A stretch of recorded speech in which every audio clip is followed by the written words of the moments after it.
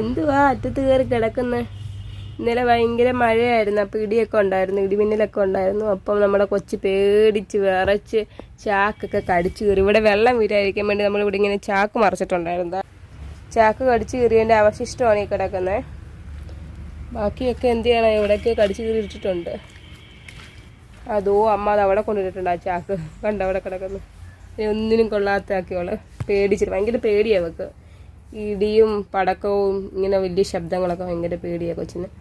എന്നാൽ മനുഷ്യർ വന്നാൽ വെറുതെ വിടത്തുമില്ല, അറിയാത്തവർ വന്നു കഴിഞ്ഞാൽ. എന്നാൽ അറിയാത്ത എല്ലാവരും വന്നാലും കുഴപ്പമില്ല. അവൾക്ക് ചില ആൾക്കാരെ അവൾക്ക് ഇഷ്ടമല്ല. അവൾക്ക് അറിയാൻ പറ്റും, മോശം മൈൻഡോട് കൂടി വരുന്ന ആൾക്കാരെ അവൾക്ക് കൃത്യമായിട്ട് അവൾക്ക് അറിയാൻ പറ്റും. എന്താണെന്ന് എനിക്കറിയില്ല. അത് അവൾ ആ ടൈം ആകുമ്പോൾ അവരോട് ഭയങ്കര ദേഷ്യത്തോടെ, അവരിവിടെ എത്തുമ്പോഴത്തേക്കിന് ദേഷ്യത്തോടെ അവൾ കുരയ്ക്കുന്നത്.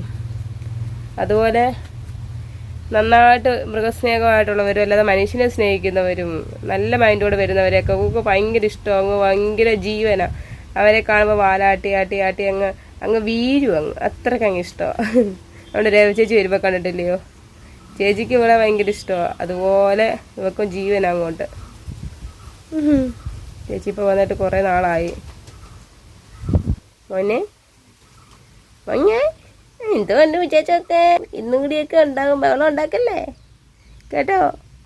നമ്മളെത്ര ബഹളം ഉണ്ടാക്കലെന്ന് പറഞ്ഞാൽ നമുക്ക് പേടിയല്ലേ. അവിടെ കിടന്നു. അപ്പം ശരി.